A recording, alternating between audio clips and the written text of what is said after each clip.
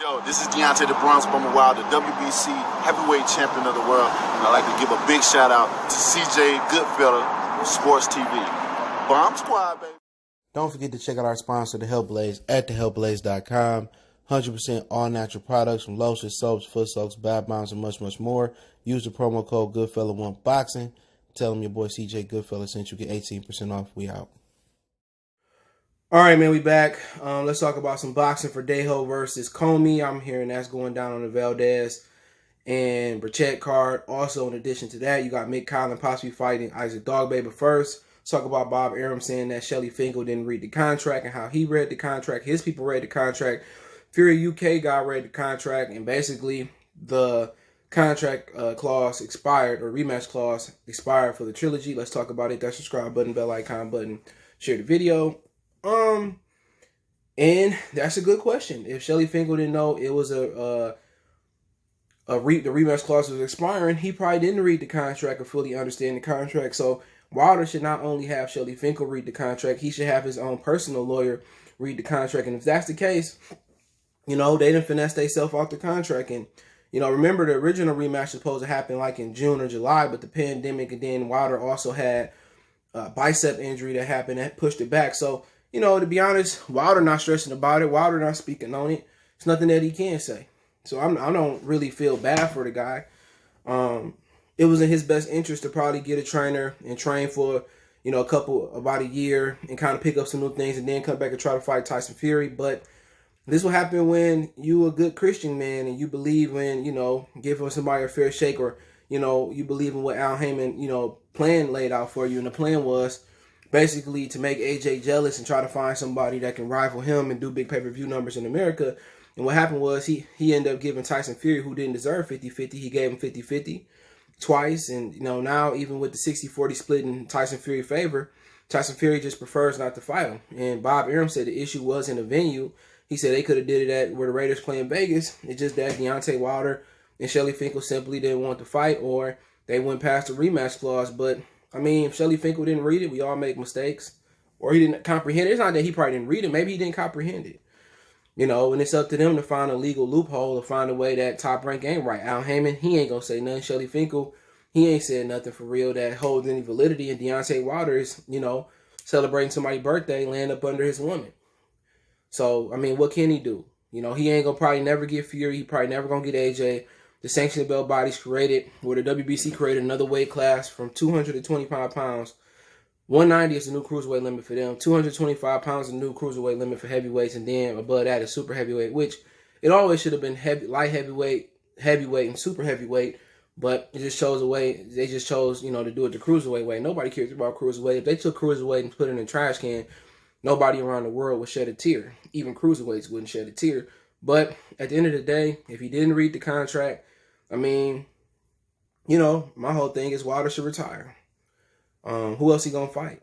Andy Ruiz for the PBC belt, or whatever the situation may be. His team has failed him before. Al Heyman failed him by not making him unified champion with Charles Martin, which would have easily made him the A side. Whatever reason, he sent Charles Martin over there to get big money. Martin probably still spending that money if he's smart. You look over to it now. Tyson Fury preferred to fight another tune-up. Tyson Fury's career has damn near been a tune-up. He tuned up with Otto Wallin. He tuned up with somebody else, Tom Schwartz, before that. Then he fought Wilder again, while Wilder fought Brazil, and he fought Ortiz, who were much better than Wallin, at least, record-wise or resume-wise. But, it is what it is. Wilder, he had a hell of a run. Nobody thought, when you see him fighting on these undercards and, fighting with Golden Boy, nobody ever thought he would have had this type of run. Wilder overachieving. Yes, he's a Hall of Famer. He got, what is he, in the top 5 for most heavyweight title defenses? If it was easy, everybody been doing it. If it was easy, Klitschko wouldn't have got knocked out by Corey Sanders, and he would have got beat up several times before. If it was easy, health-wise and just being consistent, Wilder just overachieved. And if Wilder was a white man, if he had clear skin, people would be praising Wilder. And while people just hate Wilder because he's dark. And that's just what a boy, he can't box, he can't do it. It's a lot of guys who couldn't box that people, praise. He don't have to look sexy boxing. Triple G, he can't fucking box for real. He could box versus David Lemieux. He's supposed to knock out Canelo Alvarez. His career is nowhere near as appealing as Wilder. Think about who he fought. Nobody. His whole tenure, he been at 160, and the best name he fought was Canelo Alvarez, and he didn't even crush him like he was supposed to. He lost to Danny Jacobs. You know, Deontay Wilder can go out and say, I lost to Tyson Fury. Tyson Fury arguably the number 1 heavyweight. It's a lot of guys. Lucas Matisse never got over the hump. You know, unfortunately, he passed up a title shot versus Lamont Peterson because he didn't think Danny was going to fight him, man. So it is what it is. People can be mad all you want to. Wilder, you know, he played the system. He defeated the system, late starter.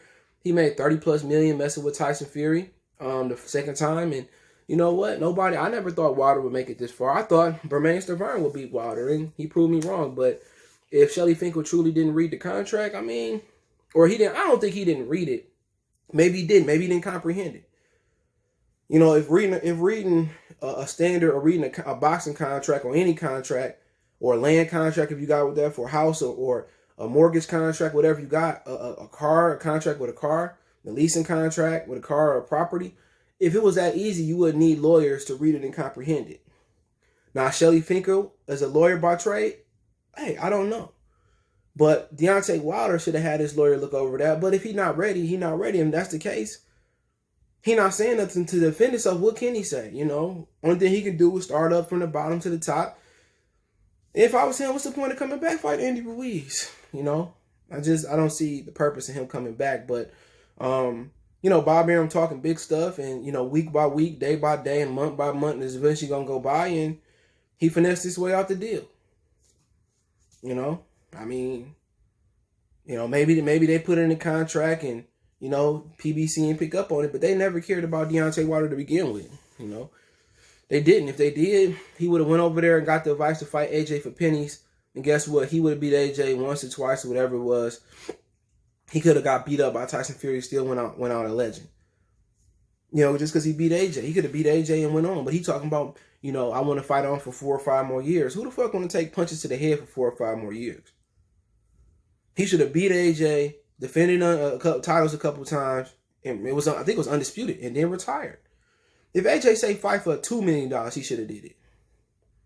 That Tyson Fury fight wasn't going nowhere, but he fell into the trap that, you know, Bob had and Tyson Fury had. They knew they was gonna finesse Wilder somehow, some way, and he just took a beat down. And I don't think too many people want to see the trilogy. The only intrigue about the trilogy is for people to see if the water bottle and the cheating is real. Can Tyson Fury replicate that performance? We know Tyson Fury ain't never had a title defense, and Bob Arum finessed the system where he get an easy title defense. But I mean, that is what it is. Let's move on. Apparently, Felix Verdejo and Commey is supposed to be on the December 5th card. Is it December 5th with Valdez and Burchett? Don't quote me on that. And I think also Mick Conlan and Dogboe could be on that card. And I'll just talk about Felix Verdejo and Richard Commey. Nate Campbell was telling me that over there at Lion Killer Podcast, check his channel out, Lion Killer Podcast. He was saying that he was up there with Richard Commey. He was killing himself to make way for Teofimo Lopez. It's time for Richard Commey to move up to 140 pounds. Therefore, I think Felix Verdejo get the job done. I don't think Richard Commey got nothing left. At 35, he got his brain beat in. He was looking kind of suspect versus Ray Beltran to begin with, too. He was getting hurt and wobbled in that fight. If Verdejo don't get caught, you know, and he could take Richard Commey into the mid and late rounds, he'll beat Richard Commey. Not saying he'll stop him. And not saying he going to go ahead, he going to go ahead and crack my back. He going to go ahead and, you know, fulfill his prophecy to be the next great Puerto Rican star. I think that's going to move on to Edgar Berlanga. But I think he still could be a solid fighter. I mean, they moved him out of Puerto Rico. I think the turning point for his career was the motorcycle accident. You know, and he ain't been right since that motorcycle accident. I think he had some sketchy fights before that, but I think that was the turning point in his career. You talking about his motorcycle accident and then Errol Spence's car accident. Felix Verdejo still trying to find that form again, but I think he get on track. He put the Beast by Dre on Richard Commey, and I'm not a huge Verdejo fan. I mean, you see the ability, but everything that shines in the amateurs don't mean it's gonna shine in the pros. People put so much emphasis on amateurs. It's a lot of not great amateurs, you know, that go on to be great pros. Timothy Bradley. I mean, you can just keep going on and on. You know, you got a lot of great, you know, really good amateurs like Vanes Monterosian, Charles Hatley, that go on and not be great pros. Solid pros, but not great. You know, it's okay. You know, Jared Hurd didn't have much of an amateur career. Adonis Stevenson turned pro at 29. He didn't have much of an amateur career. Sergio Martinez didn't have, I think, much of an amateur career. He was a career cyclist. So, I mean, being an amateur it don't mean you're gonna be great. Being a great amateur, it's the foundation for a great boxing career. What the real challenge is can you fight for 12 and then eventually it was 15 rounds? Can you consistently fight there? But, you know, when Nate telling me that Richard couldn't, you know, have a hard time taking the weight off, Richard should move up. If he fighting for Verdejo at 35, I think it's a bad decision. If he can get him at 40, you know, he gets some weight, he probably can beat him. But, you know, this is a guy that don't take punches well at this point. He took punches great when he fought Robertson Jr., but at this point, you can just tell his legs was gone. He was, you know, Teofimo Lopez did the physical part, but Verdejo should be able to get the win. If he don't win in this point in his career, it's time to retire. Straight up and down. It just ain't in the cards for you to be a great fighter, but, I mean, you got to drain Commey. He should take it right to him straight out the gate. Take it right to him. You know, put that dude on the back foot. Press him and check his chin early. When you having problems making weight, you come out cold. You come out bone dry. When you come out bone dry, that means if you get hit the right way on the chin, you going to sleep. And, you know, you look at the Lomachenko and Teofimo Lopez fight, one thing me and Nate pointed out over there at Lion Killer Podcast was that, guess what? Lomachenko came out bone dry. So that might have played in the role why he couldn't get heated up or, you know, as fast. So if you don't warm up and get a lather going, you know, you susceptible to get touched on the chin or the body and never recover.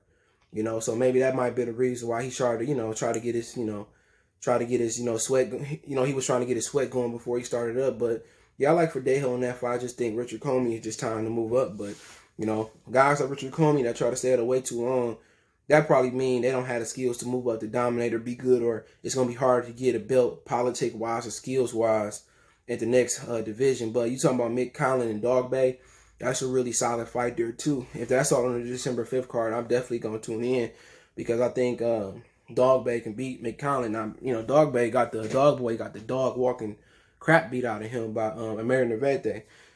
So Dogboe may not be the same, but I think 70% of Dogboe is better than 100% of Mick Conlan. We talk about credible and great amateurs. Mick Conlan was a really good amateur. Zeus Shimon was a good amateur, but neither one of them looked good at pro. And they talking about fighting at 122, so Mick Conlan was just fighting at 126. And I just think, once again, Mick Conlan, you know, is just not that good as a pro. He don't, you know, anybody that kept kind of squeezing down and they still can't crack.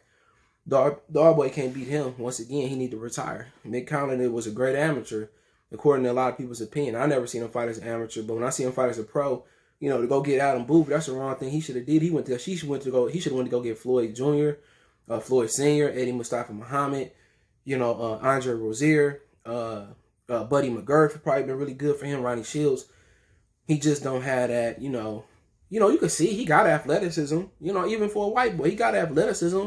You know, he moved well. He got the reach. He just, you know, he just need a real pro trainer. He need to really train, like when he, you know, what we doing here, Rock, you know, this is beneath you, Rock. When Paulie told him that, when Apollo was at the third Rock, he took him to the hood, his old hood, to train with all the black people. That's kind of where Mick Conlan need to go. So Mick Conlan could learn, you know, all of that. And Kovalev, he wasn't really like that, but Kovalev mastered it enough where, you know, he was able to fight that style. Kovalev mastered it enough. I think Mick Conlan can be a world champion. If he listening, go get Buddy McGurf. You know, you got to go out your element. Get away from home. You just like Felix Verdejo. Get away, and Conor McGregor, get away from home. Move your family wherever Buddy McGurf. I think he in L.A. It's a beautiful place to be. Move to L.A., Mick Conlan. Cancel this Dogboe stuff. Or if you beat Dogboe, go get Buddy McGurf and just listen to whatever he got to say. That's it. And then he'll learn to catch and he can fight. He can fight. He's just not a professional fighter. He need to make that Joel Diaz another good one. Get him too. He's somewhere in California. He can fight. You sitting here, you gonna learn that he can move a bit. You see Mick Conlan, he can move. You know what I'm saying? You can see it. He can move a bit. You know, he's sitting there in front of his opponent last time on the Crawford and Angus undercard, popping him. The mold is there. You know, just the foundation where, you know, how you know, I seen somebody build a homemade big old Sour Patch Kid. Look that video up. He makes the Sour Patch Kid with this girl. And, you know, he has to have the mold. And he freezes and all that. The mold. He got the mold to be a good fighter. He just need a professional fighter that knows how to take an amateur to professional rank to be there. I think, you know, with Buddy McGurf, he can beat Dogboe. But I think he can beat Dogboe without him. It depends how much Dogboe got left. If Dogboe was the fighter that he was when he beat Diego not Diego. Why I keep calling this man Diego? Jesse Magadone. If he is that fighter still, he'll beat Mick Conlan. You know, but I think it'll be a good fight. December 5th. You know, it just sounds like Top Rank is putting more capital into their undercard. And with them giving better undercards, you know, it just sounds like Bob Arum just, you know, somebody got in his ear and he's starting to make the change. And, you know, Al Heyman, 5 years from now, if he's still around, boxing-wise, he'll start to make the change. Everything that Al is doing, you know, now, Bob Arum was doing all that. And he found out that wasn't the way. But, hey, it is what it is. Let me know what you guys think about the Wilder, Shelly Finkle situation. Jesse taking on, not Jesse, what I'm saying, this dude. Richard Commey taking on Felix Verdejo. And, you know, possibly about Dogboe taking on Mick Conlan on December 5th. So, appreciate y'all for tapping in. Don't forget me on Facebook, Instagram, Twitter. You can reach out if you have a business question, inquiry, sponsorship, video request. All my social media links in the description. If you ever have a business question, inquiry, sponsorship, video request, just hit me up if you want to chop it up. Other than that, want to make a donation to the channel, Cash App CJ Good 313, PayPal link in the description. Best way to donate personally is to share the video for your boy. One time for the one time. Let me know what you guys think. We gone.